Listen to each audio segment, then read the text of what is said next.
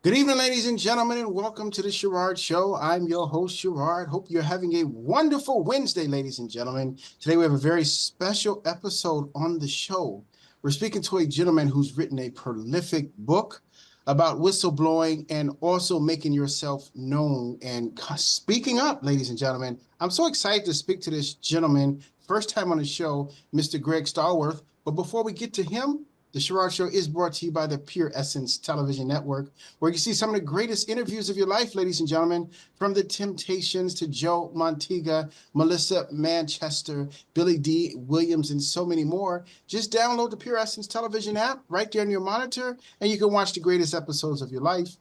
Also, it's brought to you by iHeartRadio. If you missed this broadcast on television, you can also listen to it on iHeartRadio as well. Well, ladies and gentlemen, so often there are things going on in corporate America that is not spoken about, oftentimes until the demise of the corporation. We know about Arthur Anderson and so many others, but this gentleman has written a book that is so profound, speaking about it, where the title called Guilty is Not Enough. And it's about whistleblowers and about his experience in corporate America as well. I'd like to bring on, for the first time on the Sherard Show, Mr. Greg Stallworth. Welcome, sir. How are you? I'm doing well. Thank you, Sherard. I appreciate being here. Greg, it's an honor having you on as well.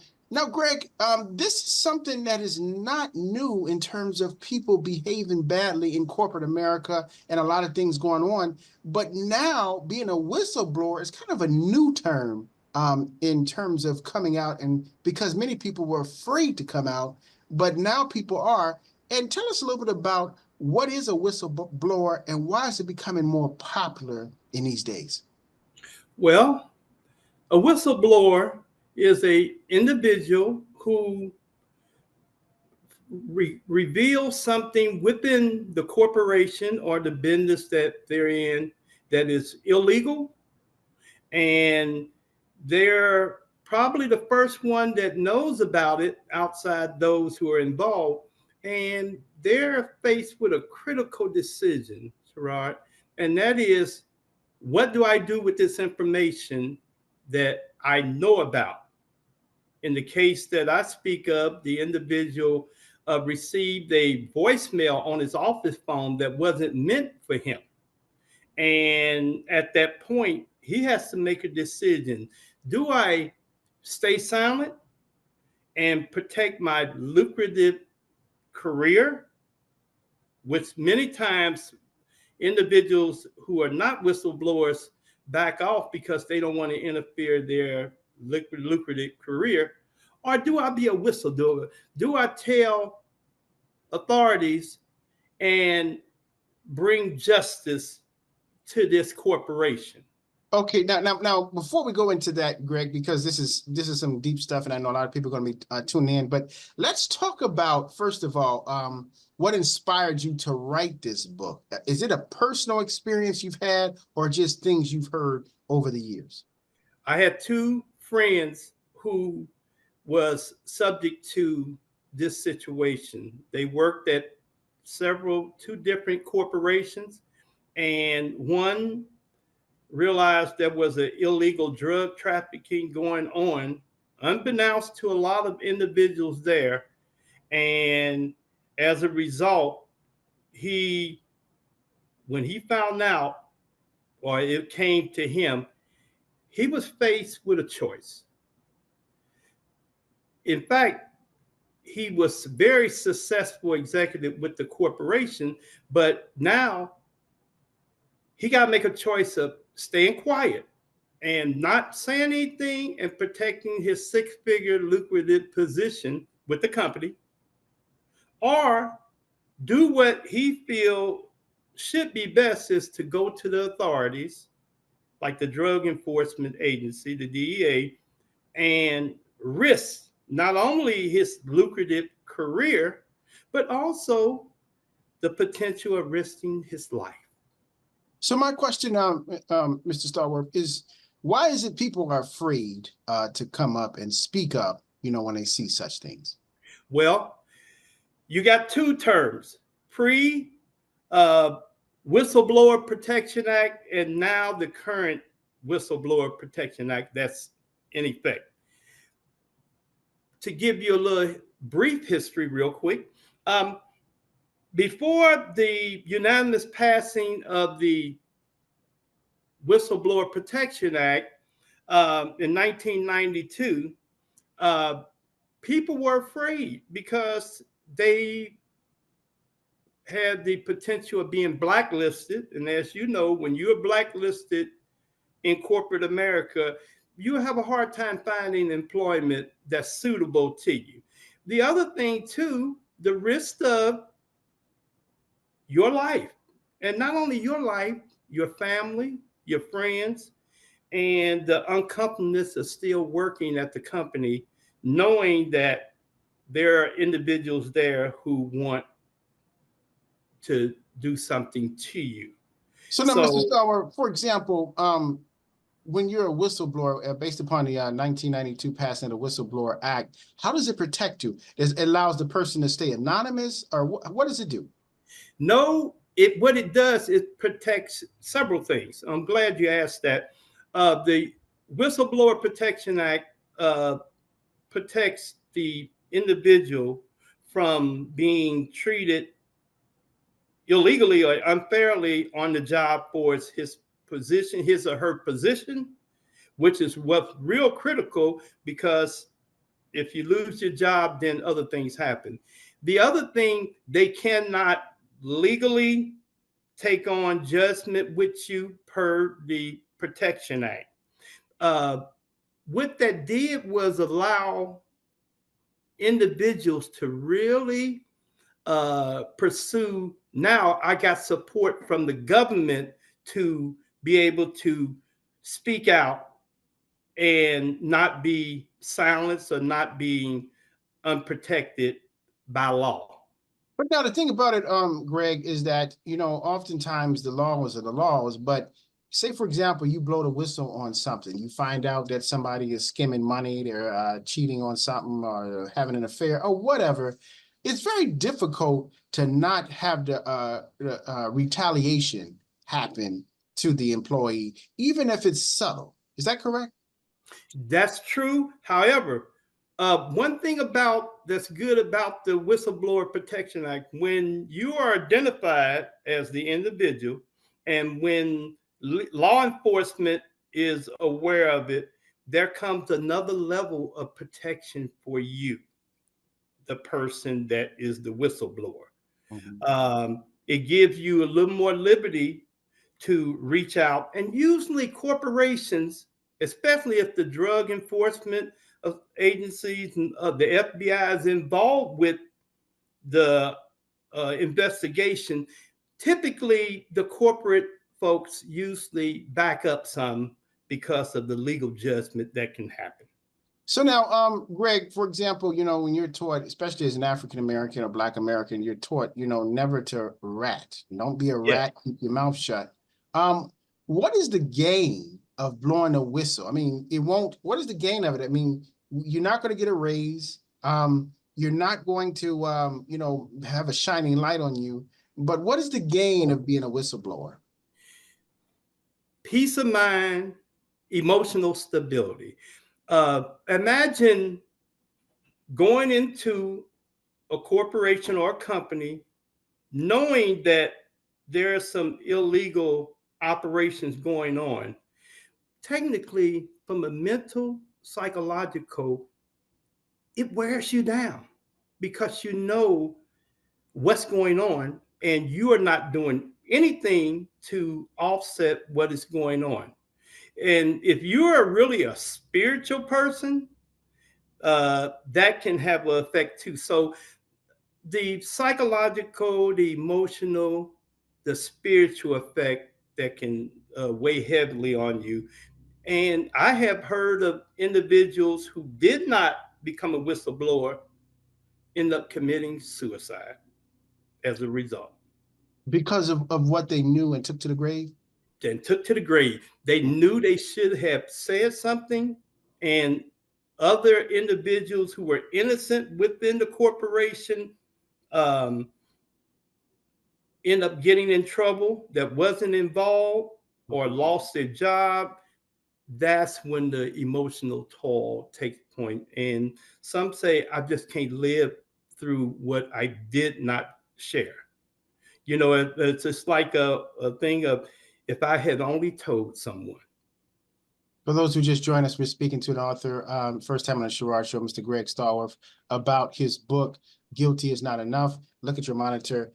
Definitely purchase this book. It's an incredible read, and also it's very informative. But we'll be taking your questions momentarily as well for this gentleman. So now, Greg, tell me, when is it not a good time to be a whistleblower? Well, not a good time when you know this, and this is real critical, when you know that you're directly or indirectly involved. And what I mean by that is this: a lot of times, if you try to be a whistleblower only to exit yourself from what is going on, and it's found out that you have some part in the operation, the court system is very, very critical with you in their judgment. Very good, very good. Now, Greg, we're going to talk about your book in the next segment, but before we take our quick commercial break, when it comes down to, you were mentioning about being a whistleblower on things that are illegal. Say, for example, the boss is having an affair on his wife, and you know the wife, and you know what's going on. Is that a time to be a whistleblower, or is that a time to keep your mouth shut? I think that's a situation. It's time to keep your mouth shut. Because, Well, go ahead, please. No, I'm listening. We want to hear your full explanation. The reason why it's not illegal, that situation is not illegal. It's unethical, immoral, and many other things, but it is not illegal. So being a whistleblower on that would not be the ideal situation, in my opinion. Very good. Well, we're going to take a quick commercial break. When we come back, we're going to talk more with Mr. Greg Stallworth, as well as his book, to learn more of what's in these pages and the inspiration behind it. I'm Sherard. We'll be right back right after this. And you're walking, and then he tries to snatch your chain. And I do all kinds of different voices, and so it's a lot of fun because you could be anybody you want to. It's taking so long to get me on your show. I performed at a vampire convention recently. These people think they're really vampires. These are the 5 reasons you need to keep your character in the business of entertainment.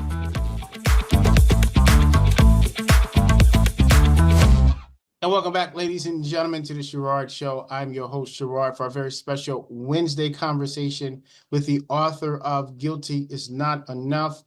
This bestseller, it's on its way to being a bestseller, ladies and gentlemen. It's an incredible read, Mr. Greg Stallworth. Now, Greg, we were talking on our commercial break, for a brief commercial break, about whistleblowing. Now, in your book, you talk about, and you have a few different stories, quite a few stories that is talking about different things that are going on. It almost reads like a film. Is that what you're looking to do? Put it in a film or movie? Absolutely, Sherard. I have talked to others, and they said, Greg, we think this might be a good suspenseful film, but also I heard that they said it might be a good opportunity to present it where you can focus really on the life of the whistleblower. Because, as you know, when you become a whistleblower, it's not just affecting you, but it might be affecting your family and others that are connected with you. That's why I said the perils of being a whistleblower. It's not an easy decision to make. It's something that you got to make very critically, and you got to surround yourself with some form of protection prior to making that decision.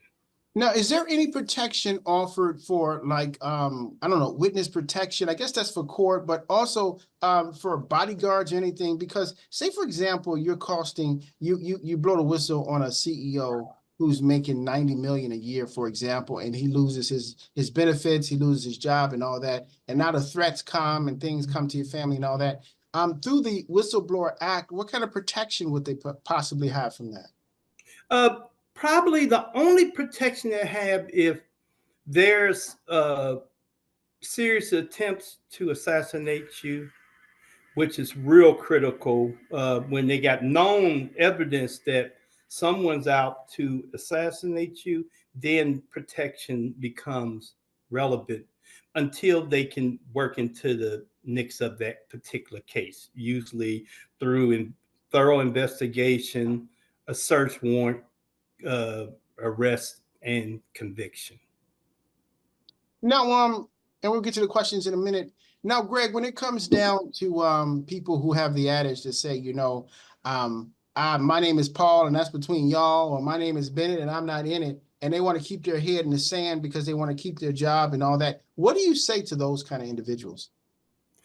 I say, if you want to look into potential to be a whistleblower, talk to the authorities and be honest with them. Tell them your feelings, tell them your fears, tell them why you are holding back or have held back. And they are very responsive in terms of being helpful, in terms of providing not only some protection, but encouragement. In this one situation, they encouraged the person to take a leave of absence from the job, which was real critical because by the time he had went to work, it was already out that he was the whistleblower at hand.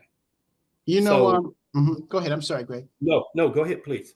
But the interesting thing about it is many people will say, and I'm seeing it in the comments right now, they consider being a whistleblower as being a rat.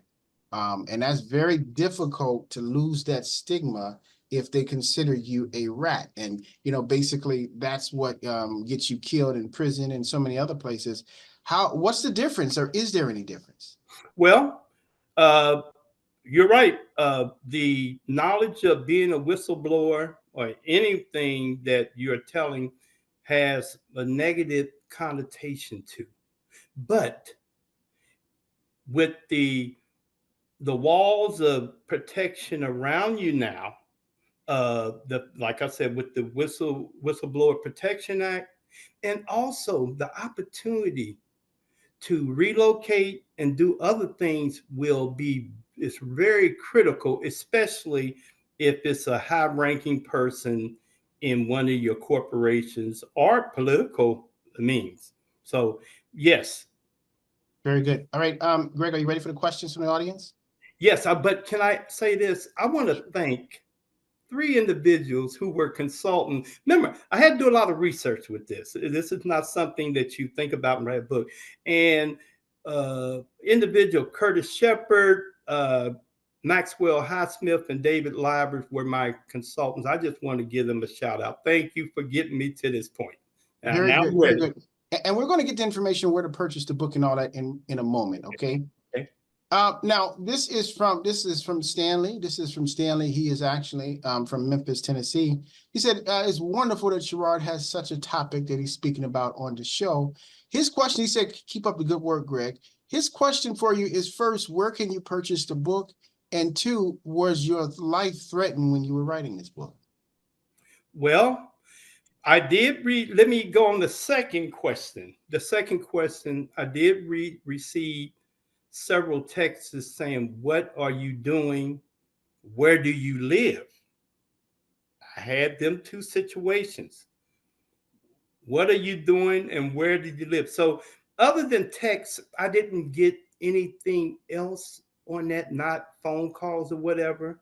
That's the risk of speaking out. Even myself speaking out on it is not a great thing for some of the corporate leaders. And I know that. Very good. No, thank you. Now, and we'll Stanley, we'll tell you where you can purchase the book momentarily. Just stay with us. We'll tell you where you can purchase the book, get you possibly an autographed copy. All right. This next one is from Marlene. This is from Marlene. She is from Connecticut. She said, "Great show, great information." Her question is, if I know something, what is the steps of being a whistleblower at my company? Well, the first thing, in my opinion, is that first thing you need to do a self-inspection. That means look at yourself and see, are you ready to divulge what you know? It starts internal. We can have all kinds of ideas. Then you got to look at the facsimile of what is going on in the company. What is happening in the company, and is it beyond your scope? That's a critical piece too, beyond your scope, meaning if it's something that you're being a whistleblower on that is not going to move from where you sharing, and it's going to be snuffed out. Because if it's snuffed out by some of the corporate leaders, it's probably not going to go anywhere, and they're going to silence you from within. Very good. That's Thank you, Marlene, for that question. Really appreciate that. And I'll take a final question as well. This is from Peter Thomas in Gainesville, Florida. His question is, in your honest opinion, Greg, is it worth it being a whistleblower? If you would have asked me that earlier in the years, I would have said no. But now, because legislation has taken a very critical look at the Whistleblower Protection Act, and during the President Obama's legacy, it enhanced even more to the point where you got a strong protection where you can speak out. So my answer is absolutely, if you got the facts. Now, I wouldn't advise anybody to speak out if you don't have the clear facts about what is going on, because then that interrupts the whole process. Very good. Very good. Thank you all so much for your questions. I could not get to them all this evening. But Greg, where can they reach out to you if they have more questions, first of all, from this interview? And then also, where can they purchase the book? Well, they could go first. They can go to my website. It's guiltynotenough.com. That is the website that's specific to the book. I answer any questions, and I keep my website active so any current events is going on. So guilty not enough. Take the ears out. guiltynotenough.com. Very good. It's right there on your monitor as well. And then they can, how can they get an autographed copy? Well, they can get an autographed copy by just contacting me on the website. I do have books available that I could personally autograph and get it to them immediately. I'll make sure they get it immediately. And secondly, my books are available on Amazon. If they go to Amazon.com and just they can put in my name, or they can put in guilty is not enough. It will come up, and they've been doing a pretty good job of selling my books. Very good. Very good. All right. And then lastly, on social media, Facebook, where can they correspond with you? Are you on social media like Facebook? Yes, I'm on Facebook. And I am on LinkedIn. Okay, very good.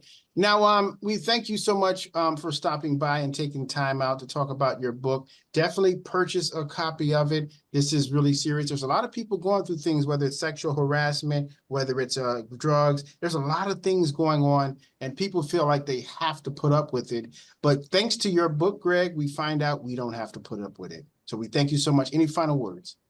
No, I just want to thank you and your station for bringing me on and allow me to talk about something that very few people want to talk about. And I love the title, The Story I'm Not Afraid to Tell. And I want to thank you for allowing me to tell it. You're very welcome, sir. Very welcome. And we're going to do a part 2 of this very well coming soon as well. So are you up for a part 2? You know, I love your show, and I'll be available. Thank you so much. And make sure you subscribe to the Pure Essence Television Network on YouTube.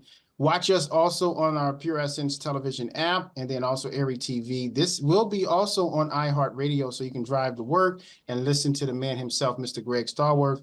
Join us on our next episode of the Sherard Show, where we have a couple of legends. We have the group Honeycombs coming on the show, and then we also have Kim Yarborough and Billy D. Williams. We're so excited to have them coming up on the show. For Greg Stallworth and all of those wonderful people out there enjoying the Sherard Show, always remember, if you ever want to soar with the Eagles, stop hanging around turkeys. See you next time. Bye now.